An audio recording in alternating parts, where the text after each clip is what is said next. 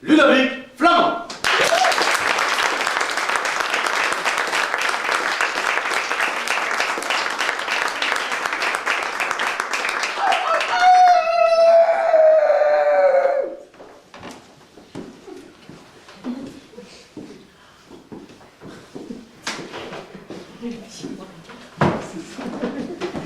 Parce qu'il y a un loup dans cette histoire-ci.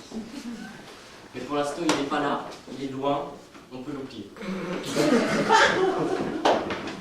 Ça commence au marché. Le marché, il y a Martha, qui est devant l'étalage de pommes, et à côté d'elle, sa cousine. Et Martha, elle est là...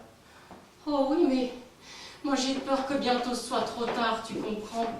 Parce que avoir un tout petit, moi c'est ça que j'ai toujours voulu toute ma vie, juste un tout petit, tu vois, un tout petit, il ne faudrait pas grand chose, mais c'est vraiment ça que je veux.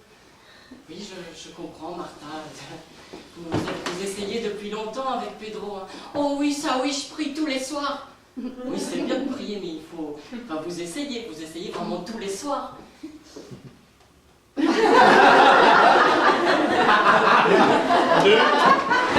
Essayer quoi? Et Martha, ce que vous faites quand vous vous couchez, quoi. Qu'est-ce que vous faites le soir? Le soir, moi je tricote et puis lui, il astique ses outils. Il astique ses outils. Qu'est-ce que vous faites par élastique ses outils? Il lave sa bêche et son sarcloir, quoi. Mais après, qu'est-ce que vous faites après? Après, on mange. Bon, Martha, concentre-toi. Une fois que vous êtes au lit, qu'est-ce que vous faites? Ah, quand on est au lit, on dort. Comment expliquer sans faire peur? Martha, on va commencer par le commencement. Si je te dis préliminaire, est-ce que ça t'évoque quelque chose? La cousine explique à Martha les préliminaires. Alors, elle fait ça très pudiquement, elle utilise beaucoup de métaphores, mais des métaphores assez claires. Martha rentre chez elle. Oh, ben ça... Alors là, il a dit que j'allais comprendre quand je serai devant le fait, mais... là, pour l'instant, j'y comprends rien du tout. Qu'est-ce qu'elle m'a dit encore? Que je dois lui souffler dans le roseau à Pedro, alors là... Mon Pedro, moi, c'est quoi qu'il fait? Il cultive des choux, pas des roseaux. Et puis le pré où on a notre vache, c'est pas un liminaire, c'est un pré complètement normal. Comment est-ce que je vais lui souffler dans le roseau, moi, Pedro? Et là, juste devant Martha, un petit marais avec des roseaux. Alors Martha s'approche, elle s'approche du bord, elle avise le plus long roseau, le plus effilé, le plus beau, elle le cueille, elle le ramène chez elle. Le soir, dans la chambre à coucher, oh ben dis donc, et ta cousine, excuse-moi, mais elle est complètement frappadingue, hein, et puis on est vraiment obligé de faire ça tout nu. Ben écoute, c'est ce qu'elle a dit. Et il souffle dans le roseau tout le matin. Ça demande vraiment beaucoup de souffle. C'est assez fatigant, il transpire. Et ils refont ça un peu tous les soirs. Soir après soir, ça devient plus facile. Ça devient presque agréable de souffler dans ce roseau. Ils trouvent leur rythme petit à petit. Mais au bout d'une semaine, toujours pas de bébé. Un matin, Pedro s'en va, comme tous les matins, pour labourer son champ avec la vache. Martha reste seule à la cuisine. Elle termine de préparer son pique-nique, elle l'emballe dans un petit tissu amoureusement. Elle s'arrête. Peut-être qu'en journée aussi, ça peut faire effet. Elle monte dans la chambre. Elle se déshabille, comme le lui a expliqué sa cousine. Elle prend le roseau, elle souffle dans le roseau.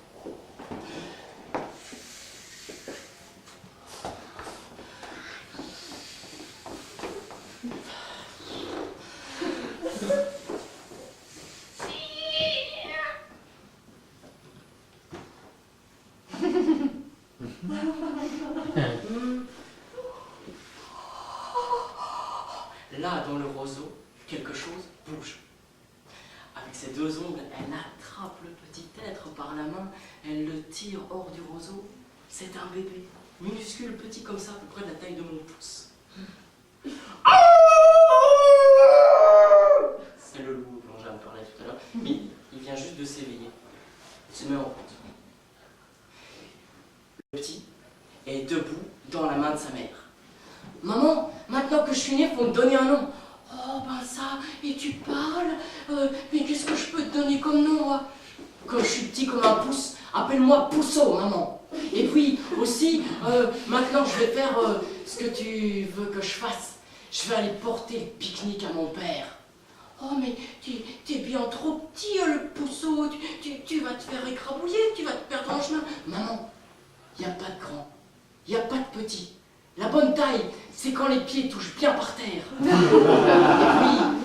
puis, je me parle, et puis je me tiens debout, et je me suis trouvé un nom tout seul. Maman, qu'est-ce que tu crois qui peut m'arriver? La mère donne le tissu à Pousseau. Il s'en va sur le chemin. Il tire le sac derrière lui. Il n'y a pas de grand, il n'y a pas de petit. La bonne taille, c'est quand les deux pieds touchent bien par terre. Et là, tout en haut dans le ciel... Ah, Anouk, tu peux nous faire un ton... Des nuages noirs, de grosses gouttes de pluie se mettent à tomber, des gouttes grosses comme des noix, et Pousseau au milieu de ça... vite, un abri. Il laisse le sac derrière lui, il court, rejoindre le champ de son père, il se cache sous une feuille de chou. Il voit au-dessus de lui la vache, et juste derrière la vache, la tête de son père. Oh, papa! Papa! Hein? Qu'est-ce que c'est ça? Oh ben dis donc, voilà que je veux tellement un enfant que j'entends des voix maintenant. Papa, papa, je suis là. Ah, bon, il est temps que je rentre, ça vaudra mieux. Ah ben tiens la vache, tu l'as bien mérité. Mange ça et puis on rentre à la maison. Vous avez compris, il lui a donné le chou. Et pas tout, mais Pousseau avec. La vache mange le chou. Pedro rentre à la maison avec la vache. Sur le pas de la porte, sa femme est là. Elle a enfilé un peignoir parce que j'ai oublié de dire tout à l'heure, mais enfin, elle s'est rhabillée depuis. Elle est là sur le pas de sa porte. Alors, t'as vu notre petit, il est venu t'apporter le repas. Le repas? Ben non, j'ai pas eu de repas. Et puis j'ai pas vu de petit. Oh, la voix que j'ai entendue. Oh, c'était notre petit alors. Oh, mais où est-ce qu'il est passé celui-là? Où est-ce qu'il est passé? Et ils entendent... Je vous traduis, donc c'est par ici, dans le ventre de la vache. En effet, ils tendent l'oreille, ils s'approchent de la vache. Oh, bah dis, c'est bien là qu'il est. Oh, il est dans la vache. Oh, mais Pedro, il faut que tu le sortes de là. C'est le petit, c'est celui que je voulais ton... Bah oui, mais c'est ma plus belle vache, là, quand même. C'est le petit qu'on a toujours voulu, celui qui va t'apporter tes repas, tout ça. C'est le petit, s'il te plaît. Pedro prend le grand couteau et il tue la vache. La pluie est toujours en train de tomber. La vache, ventre ouvert à terre, il fouille dans ses tripes. Il sort les tripes, il les dépose à côté. Il continue à fouiller dans les entrailles de la vache. Oui, mais Pousseau, lui, dans le ventre, il n'est pas resté à rien faire. Il a cherché une issue. Et il est là, dans les intestins, à se chercher un chemin. La pluie continue à battre, il continue à fouiller dans les entrailles. Le loup est là. Le loup attrape les entrailles, les tripes de la vache dans la gueule et il s'en va dans la forêt. Le loup se trouve à un endroit au pied d'un arbre, il se couche là, la pluie s'arrête, le loup s'endort. À l'intérieur du ventre du loup, Pousseau, en petite boule, s'endort aussi. Le lendemain matin, le loup ouvre un œil. Où j'ai faim, moi. Où j'ai de nouveau faim, j'ai tout le temps faim. Il part en chasse. Il fait quelques pas à peine et il voit derrière un arbre un renard. Il s'approche, à pas de loup évidemment. Attention, c'est le loup, c'est le loup. Qu'est-ce que... Oh! Le renard s'est enfui. Et il continue son chemin, le loup, et un peu plus loin, une perdrix. Il approche à pas de loup et de nouveau dans son ventre. Attention, c'est le loup, c'est le loup. La perdrix s'envole. Oh! Ça dure comme ça pendant 3 jours. Toutes les proies, les unes après les autres, déguerpissent.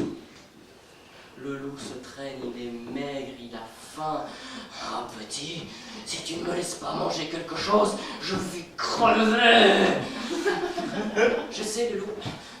Laisse-moi manger quelque chose, je t'en supplie. C'est vrai que moi aussi je commence à avoir faim. Écoute le loup. D'accord. Je te laisse manger une petite proie, quelque chose comme un lapin. Choisis le petit, tu veux? Le loup cherche dans les bois et trouve un lapin. Il approche, pas de loup. Il continue son approche. Il attrape le lapin, un lapin tout petit, tout beau. Il le croque.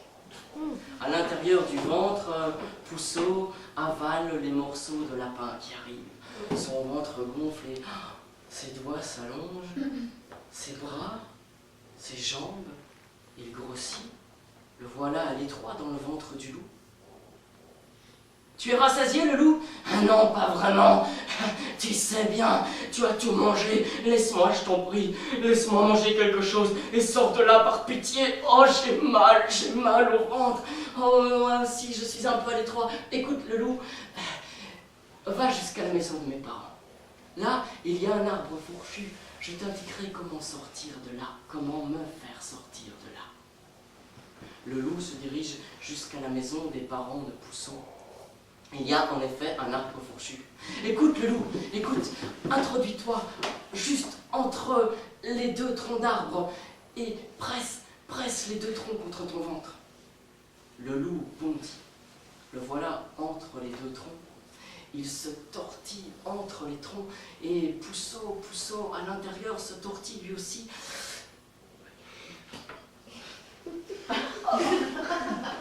Et sort par le cul du loup. Il tombe par terre. Attention, c'est le loup! C'est le loup! Le loup toujours coincé entre les 2 troncs d'arbre. Le père sort avec son fusil. Plus tard dans l'après-midi, la mère enlève la peau du loup. Elle la tanne et avec cette peau fait un petit pantalon pour son Pouceau, qui est devenu à peu près haut comme 3 pommes et grosse pomme. Voilà. Ce qui n'est pas très grand, mais quand on vient d'arriver d'un pouce, c'est pas mal. Et puis comme le dit partout Pouceau avec son petit pantalon bleu, il n'y a pas de grand, il n'y a pas de petit. La bonne taille, c'est quand les pieds touchent bien par terre. Et il avance Pouceau, il avance dans la vie et il grandit.